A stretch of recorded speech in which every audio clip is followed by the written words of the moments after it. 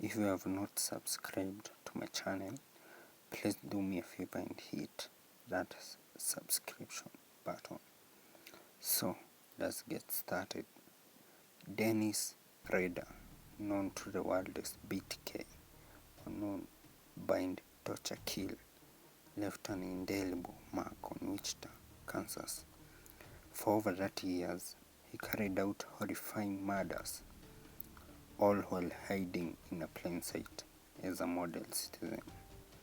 Today, we'll delve into the chilling story of the BTK Killer, his childhood, the twisted fantasies that drove him, and his brutal crimes, and finally the investigation that led to his capture, and the secrets he kept from everyone around him.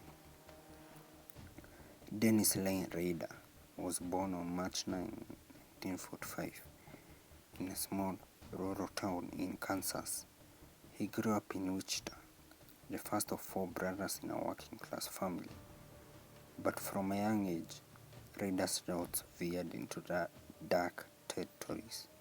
He admitted to experiencing sadistic fantasies, fixating on the idea of controlling and hurting others, signs of what he will later describe as an inner demon in quotes.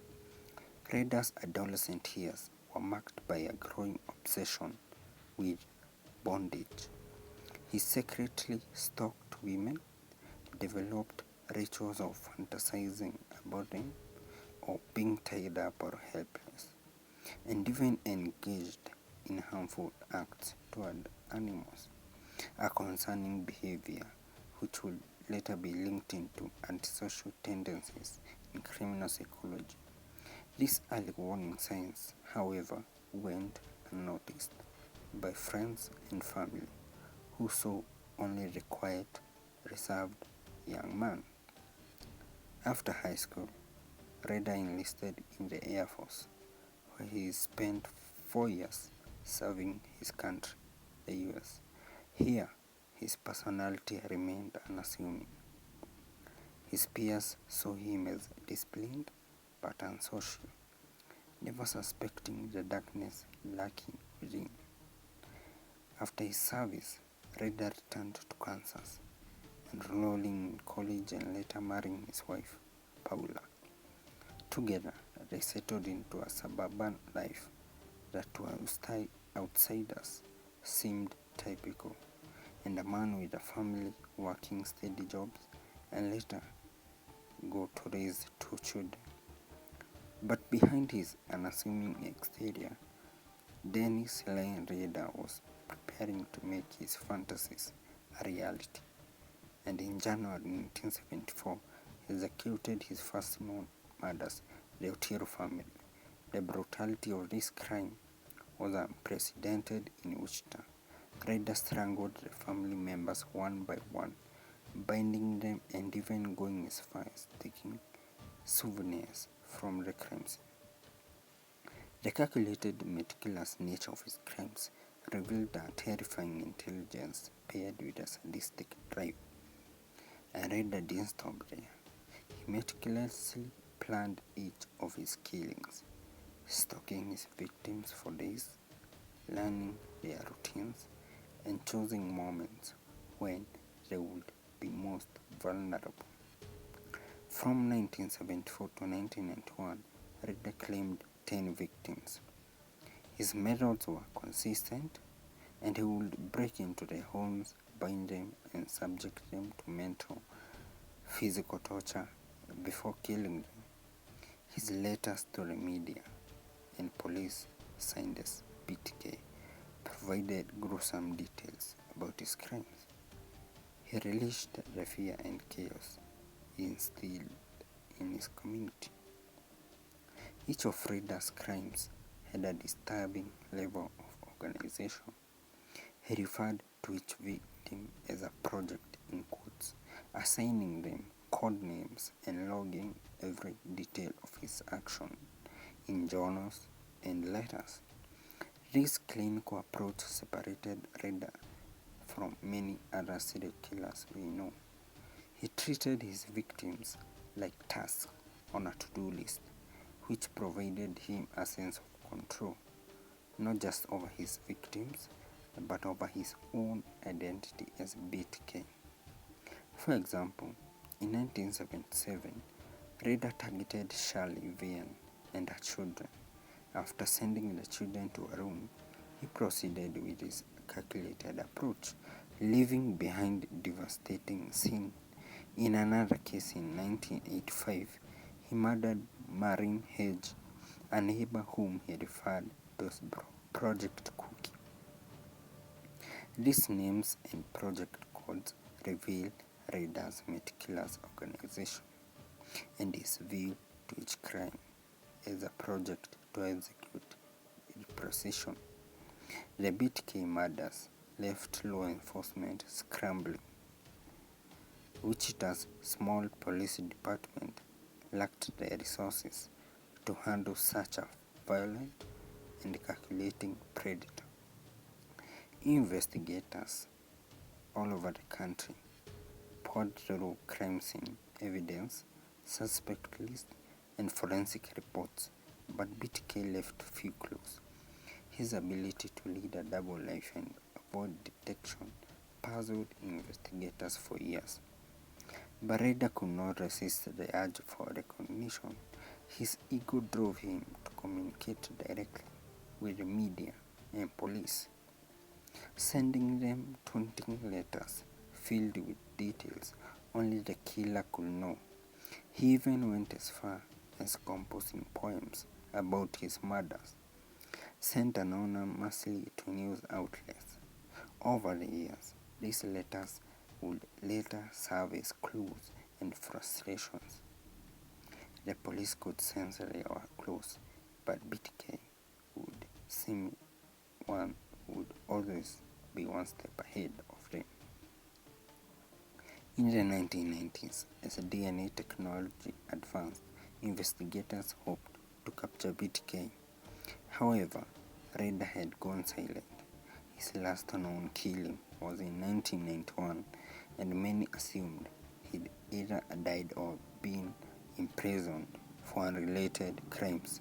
But he was very much at large, watching the media speculate about him with satisfaction. In 2004, nearly a decade after he'd last been heard from, BTK re-emerged.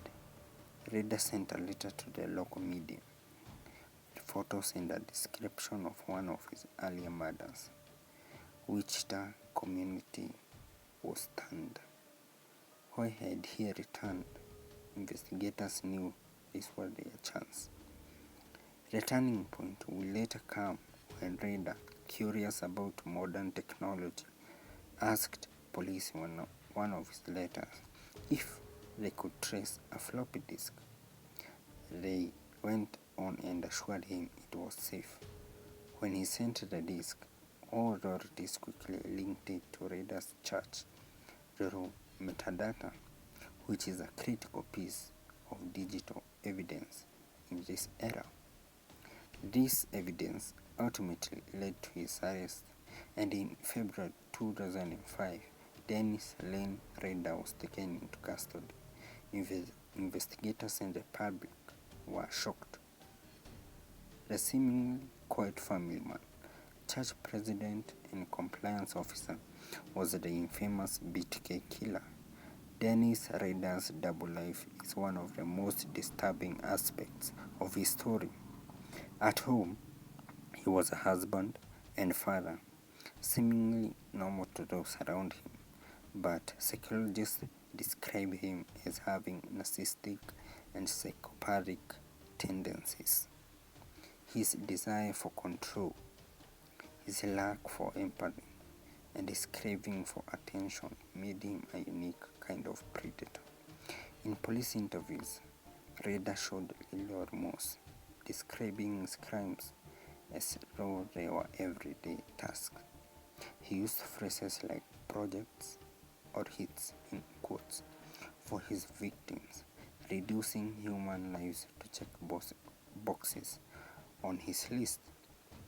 This detachment underscores his disturbing psychological makeup, which allowed him to comprehend his life in a way that baffles many, even the closest family members. Today, Dennis Rader resides in the El Dorado Correctional Facility, serving 10 years consecutive life sentences. His story is a haunting reminder of the evil that can hide behind the mask of normalcy. Families affected by his actions continue to heal, and while his case remains a focal point in criminology, this serial killer is different. And to understand Rader's psychology, we first need to look at the nature of his crimes. Rader planned each attack, often stalking his victims and learning their routines. He carefully selected individuals who he saw as vulnerable, ensuring that he'd have complete control. His first known victims, the Otero family, were a devastating introduction to his cruelty.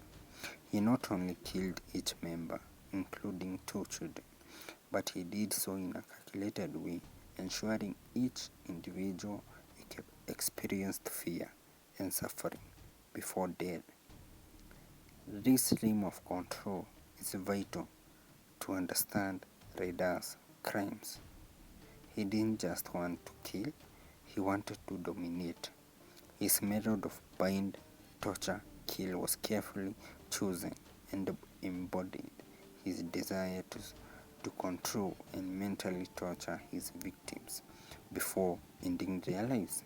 Psychologists suggest that this need for dominance and control was a way for Rader to feel powerful, feeding a deep-seated insecurity and narcissistic personality. The BTK Killer may be behind bars, but his legacy of terror continues to cast a shadow over Wichita community in the US. He serves as a reminder to always question, to be vigilant, and to understand that sometimes the darkest secrets lie within those we least expect. So, thank you guys. Thank you for joining me on this deep dive into the twisted life of Dennis Rader, the BTK Killer.